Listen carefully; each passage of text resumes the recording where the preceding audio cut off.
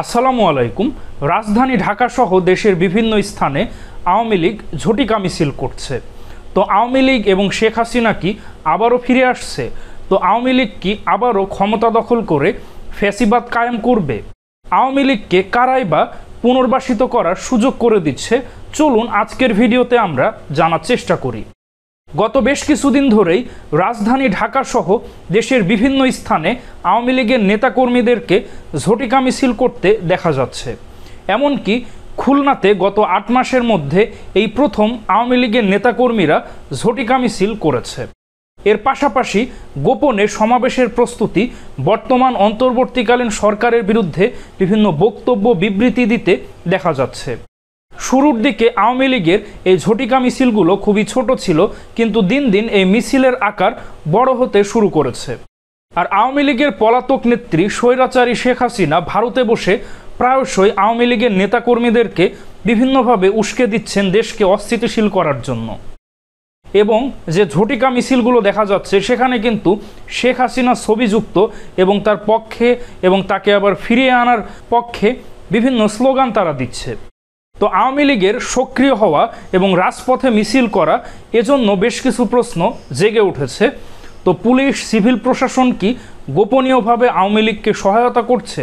এবং বাংলাদেশের বিভিন্ন রাজনৈতিক দল তারাও কি আওয়ামী লীগকে পুনর্বাসন করার চেষ্টা করছে?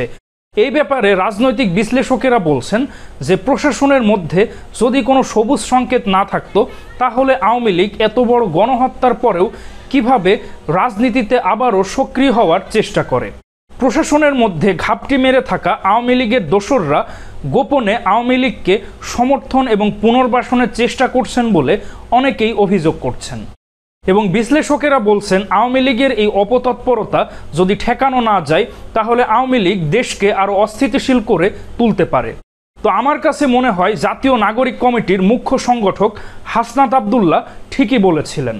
তো হাসনাত আবদুল্লাহ বলেছিলেন, যেদিন থেকে আমরা আওয়ামী লীগ বিরোধী অবস্থান এবং কম্প্রোমাইজের রাজনীতির বিরোধিতাকে শিষ্টাচার বহির্ভূত বলা শুরু হয়েছে, সেদিন থেকেই কিন্তু আওয়ামী লীগের মিছিল বড় হতে শুরু করেছে। আর আওয়ামী লীগ যে ঝটিকা মিছিলগুলো করছে, এটা অনেকটা গেরিলা প্রক্রিয়ায়। তাদের অধিকাংশর মুখেই মাস্ক এবং তারা হেলমেট পরে রয়েছে এবং তারা খুবই দ্রুততার সাথে এই ঝটিকা মিছিলগুলো করছে এবং তারা খুবই ভোরবেলা, খুবই সকালে বা অনেক ক্ষেত্রে রাতে এই ঝটিকা মিছিলগুলো করছে। আর এই মিছিলগুলোতে খুবই আওয়ামী লীগের নতুন মুখ, যাদেরকে একেবারেই খুব পরিচিত নয়, তাদেরকেই কিন্তু এই মিছিলে আনা হচ্ছে। আর তারা যেভাবে ব্যাপকভাবে মিছিল করছে সে অনুযায়ী কিন্তু গ্রেফতারও সেভাবে হচ্ছে না। যেমন আজকে খুলনার 0 পয়েন্টে আওয়ামী লীগের নেতাকর্মীরা ভোর 7টার দিকে ঝটিকা মিছিল করেছিল। তো এই বিষয়ে হরিণটানা থানার কর্মকর্তারা বলছেন যে মিছিলে অংশগ্রহণকারী নেতাকর্মীদেরকে গ্রেফতারের চেষ্টা করছে। তো বাংলাদেশ আওয়ামী লীগকে যতবার পুনর্বাসন করা হয়েছে, তারা ততবারই ভয়ঙ্কর রূপে ফিরে এসেছে। যেমন 1975 সালের পরবর্তীতে জিয়াউর রহমানের সময় আওয়ামী লীগকে পুনর্বাসন করা হয়েছিল এবং 1996 সালে জামাত বিএনপির সেই ভুলের কারণে তত্ত্বাবধায়ক সরকার নিয়ে তখন আওয়ামী লীগ বিজয়ী হয় এবং পুনরায় পুনর্বাসিত হয় এবং 2024-এর পরে আবারও আওয়ামী লীগকে পুনর্বাসন হওয়া দেখা যাচ্ছে।